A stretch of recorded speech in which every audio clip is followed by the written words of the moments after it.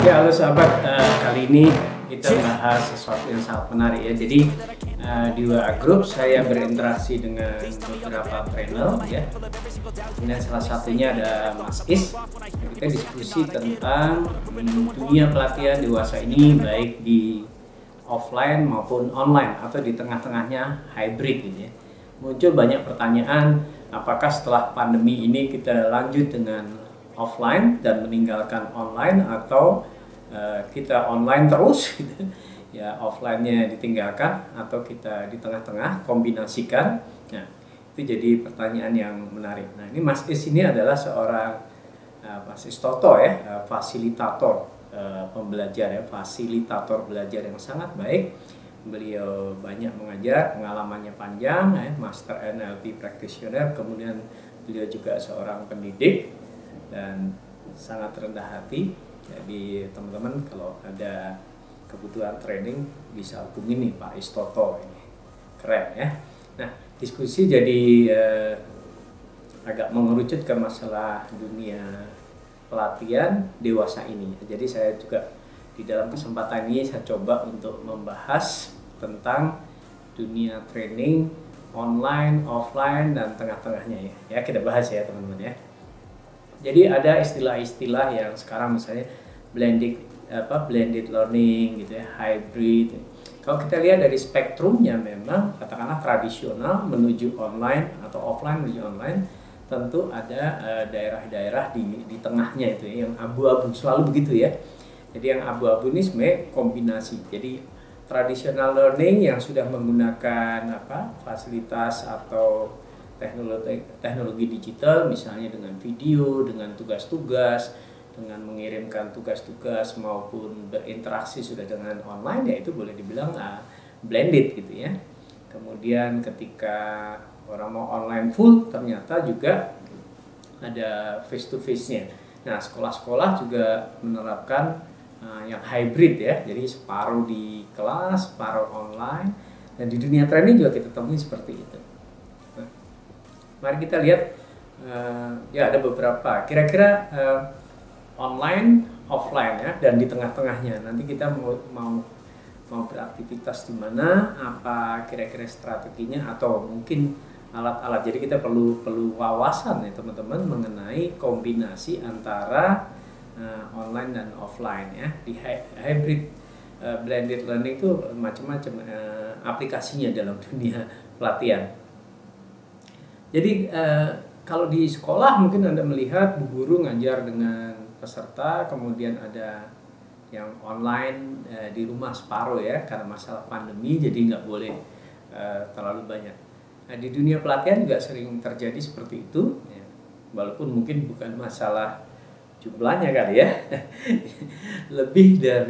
lebih ditangkap sebagai sebuah efektivitas. Jadi belajar di hotel, di ruangan hotel, kemudian disiarkan langsung ya ke seluruh peserta lainnya yang remote ya. Kadang-kadang juga ada yang berkedok ini untuk monitoring ini dari VVIP-nya gitu. Tapi ternyata juga disiarkan ke seluruh cabang-cabangnya. Jadi macam-macam nih aplikasinya. Nah, teman-teman, beberapa hal yang nanti mesti kita waspadai ini kejadian seperti ini ya. Kalau di dunia trading terutama dari aspek pricing tuh. Nah, pricingnya Anda mungkin terlalu murah karena ternyata pesertanya banyak, yang tadinya Anda pikir 100 itu jadi 1000 gitu ya.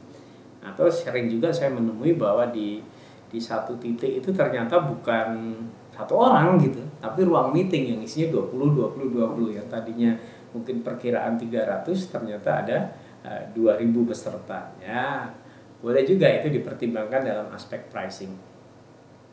Nah, training tatap muka offline atau tradisional seperti kita kenal sebenarnya sangat bagus ya, impactnya jauh lebih bagus. Kalau kita lihat segitiga Kirkpatrick itu ya, dari proses di kelasnya apakah menyenangkan, itu jauh lebih menyenangkan ya, karena lebih fokus, mereka distorsinya rendah, tidak banyak gangguan. Kalau online kan di rumah diganggu orang segala macam. Kemudian dari sisi learning sesuatu, tentu ada yang bisa dikirim atau ditransfer pengetahuan ilmu itu melalui online. Tapi ada beberapa yang sangat sulit ya, sangat sulit kalau tidak praktek, kalau tidak dicoba diliatin, dikasih feedback langsung ya, itu akan sulit. Misalnya role play ya, kalau di dunia perbankan role play teller, role play customer service, itu kalau di dunia online walaupun tetap bisa ya, tetap bisa. Tapi gestur itu kan dilihat secara keseluruhan, tidak screen flat gitu. Jadi ada beberapa yang memang harus diakui bahwa offline itu impact-nya lebih tinggi. Jadi kalau kemudian menuju impact, result ya tentu resultnya lebih tinggi ya. Karena pendekatannya kalau online itu sebenarnya ya sebelum masa pandemi, kalau teman-teman lihat iklannya Zoom atau deskripsi di websitenya, memang produktivitas, efektivitas, tidak perlu melewatin kira-kira kemacetan dan segala macam, bisa ketemu bahkan inter island gitu.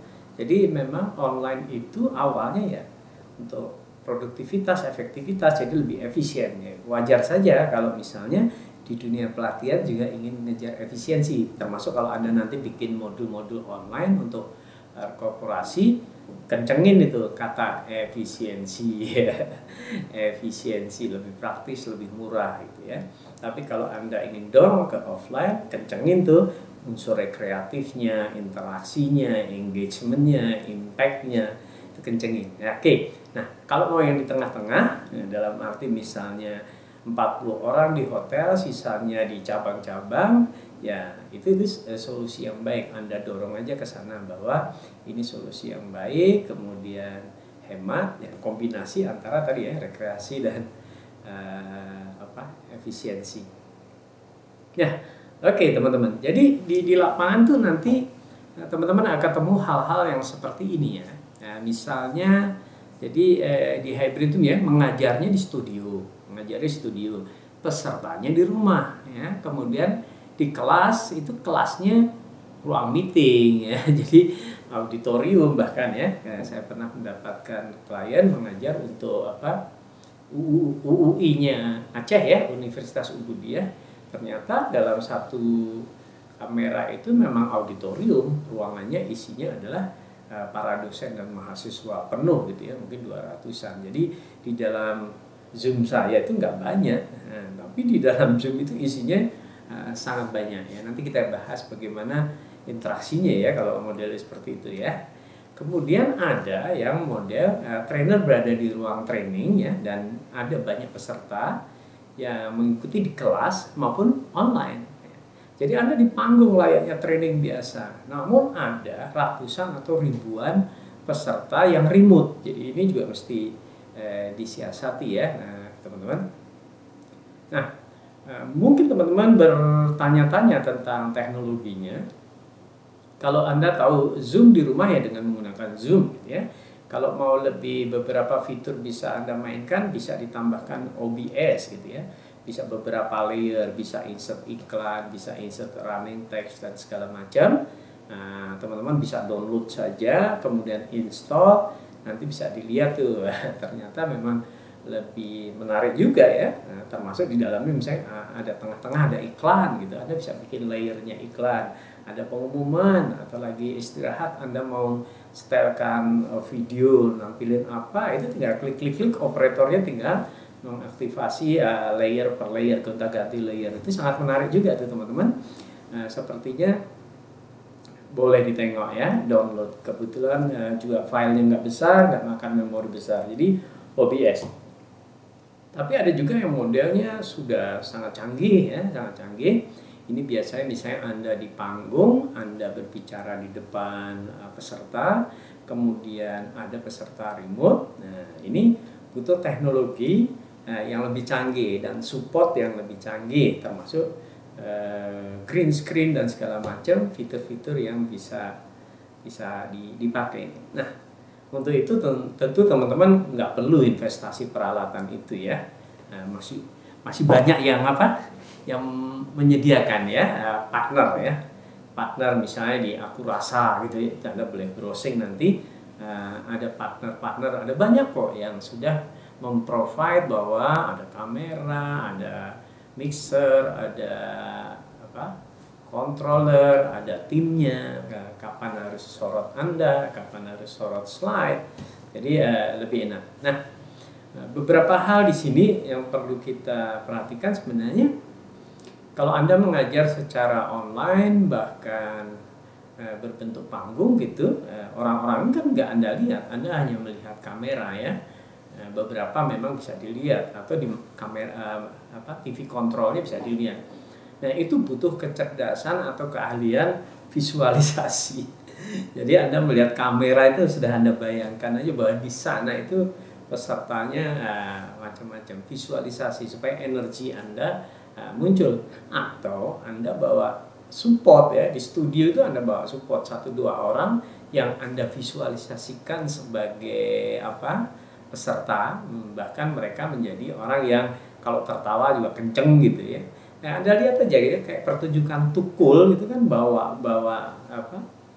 supporter ya. Jadi kalau lucu tertawa. Nah, sekarang juga di dunia hiburan entertainment semua sudah bawa itu, karena memang audiens yang besar tidak memungkinkan mereka bawa 1, 2, 3, 4, 5, 6 atau 10 orang sengaja untuk mudah tertawa, untuk memberi respon, memberi feedback. Jadi kelihatannya heboh. Karena kalau rekaman di acara-acara sekarang ini sepi banget ya. Apakah lapor Pak, apakah yang Denny itu ya, macam-macam ya. Itu semuanya hanya beberapa gelintir orang menjadi supporter supaya lebih hidup ya. Nah, trainer ketika Anda hanya berhadapan dengan kamera, ya lama-lama terbiasa sih ya, dari 2 tahun bahwa di kamera itu adalah audiens. Jadi Anda benar-benar bayangkan audiens. Nah, audiensnya tentu ketika Anda riset, ketika bertemu dengan calon klien kan membayangkan ini levelnya seperti apa, kebutuhannya seperti apa.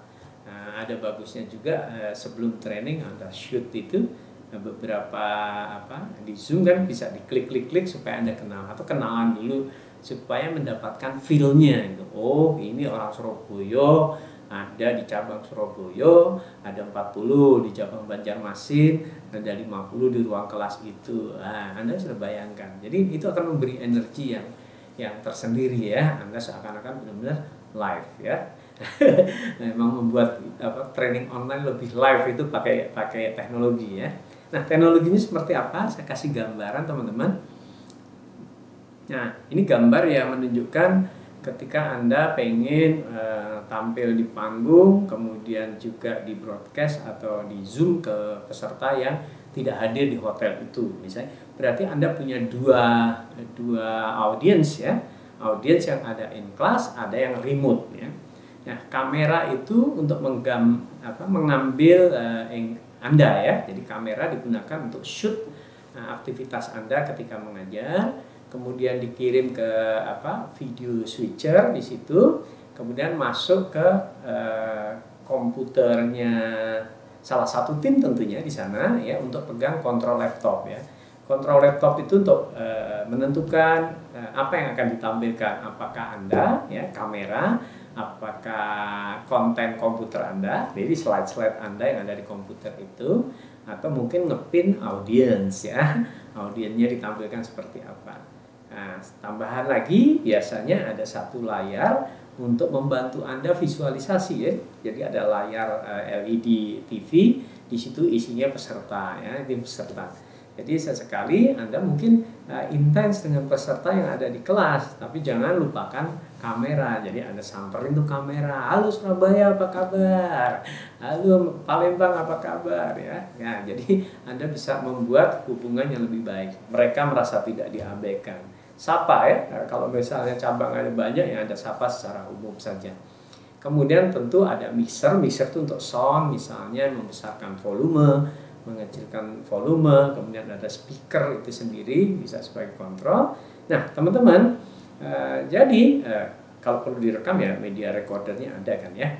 Jadi teman-teman nggak usah repot-repot tuh, cari aja partner ketika ingin tampil dengan model seperti ini. Dan jangan khawatir, biasanya kalau Anda hanya sebagai trainer diundang oleh klien, itu klien yang mikirin ya. Bahkan kita di briefing, Pak Hari, nanti Pak Hari begini, ini pesertanya ada di sini, ada apa yang hadir. kemudian ada juga yang di luar sana ya. Kita harus pintar-pintar membuat hubungan ya, membuat koneksi, membuat interaksi agar orang-orang yang di jauh juga merasa terlibat. Oke, nah ini di luar konten training Anda yang memang sudah bagus ya. Jadi ini perkenalan supaya Anda makin terbiasa ya. Kemudian ya, pasca pandemi bagaimana nih? Pasca pandemi ketika sudah bebas COVID ya, ada kecenderungan, kalau saya sih lebih cenderung offline ya. Offline lebih nyaman, lebih nikmat, lebih seru gitu ya, karena saya punya kekuatan di humor dalam pelatihan-pelatihan. Saya bisa mendapatkan feedback langsung, kalau ada humornya mereka bisa tertawa atau segala macam. Saya senang sekali mengajar dengan interaksi. Nah, offline itu biasanya unsurnya rekreatif ya, sampai rekreasi ke puncak, ke Anyer, ke Bali, ke Lombok, mereka peserta jalan-jalan. Nah, ada unsur-unsur rekreatifnya. Jadi offline ini menyenangkan. Tentunya kelemahannya di biayanya tentu lebih mahal ya. Kebutuhan interaksi yang tinggi itu berarti arahnya ke offline mau nggak mau kan. Ada teamwork, ada diskusi, ada debat, kemudian role play, itu offline bagus. Kemudian skill tertentu yang wajib hadir kan ada ya, skill yang diajarkan harus dipraktekkan ya. Misalnya belajar programming gitu juga, programming harus praktekin, tungguin, itu pasti lebih bagus ya. Kemudian kalau ke arah online ya, itu keywordnya atau kata kuncinya sebenarnya hemat ya, hemat biaya. Jadi ketika klien misalnya tidak punya budget cukup besar, cukup baik, ya bisa diusulkan untuk online ya, praktis, cepat ya, murah gitu. Namun kelemahannya di impact. Nah, sebagai trainer yang bertanggung jawab tentu bagaimana membuat materi ini bisa punya impact, punya result yang baik ya. Selain di kelas menarik seseorang jadi belajar, tapi impact dan result lebih baik. Artinya lebih serius lagi menyiapkan materinya. Syukur-syukur bisa dibikin skenario yang baik, bisa menjadi support untuk mengejar impact yang lebih baik. Jadi pasca training apa aktivitasnya, mungkin ditindaklanjuti dengan WA group dan segala macam. Praktis, kemudian kebutuhan skill yang sebenarnya bisa dipelajari secara online. Misalnya selling skill gitu ya, bisa dipelajari A, B, C, D-nya apa, latihan online dia bisa mengerti, praktekkan di lapangan ya. Syukur-syukur disupport dengan pasca training dengan WA group, sharing lagi, diulang lagi, feedback, masukan di lapangan seperti apa. Oke, teman-teman. Nah, jadi ingat di dunia online sebenarnya di offline juga ya, connect before content itu penting banget ya. Connect before content. Jadi usahakan teman-teman bisa connect dulu dengan para peserta, baik di kelas maupun di remote, ada interaksi ya, tanya 1, 2, 3, dan mereka merasa bagian dari acara, mereka merasa bagian dari event yang dilakukan. Buatlah mereka terlibat, antusias, menjadi satu satuan acara ya, bisa langsung termasuk motivasi publikasi ya di medsos. Ayo print screen, remote upload, biar heboh ya. Itu unsur promosinya sebuah organisasi juga penting kan ya. Oke. Nah, ingat connect before content. Connect before content, audiens yang ada baik secara remote, online maupun yang offline. Ini menjadi kunci teman-teman. Masalah teknologi memang sudah canggih, banyak sekali opsinya. Anda kalau secara pribadi mengadakan di ruangan, mungkin Anda butuh satu operator gitu, kalau dengan OBS pakai Zoom untuk variasi-variasinya. Nah, terus sebenarnya bisa juga yang sangat standar saja juga, ketika kontennya Anda bagus, Anda mendeliverinya bagus, interaksinya Anda coba dengan tools yang variatif juga sudah menarik kan ya. Oke.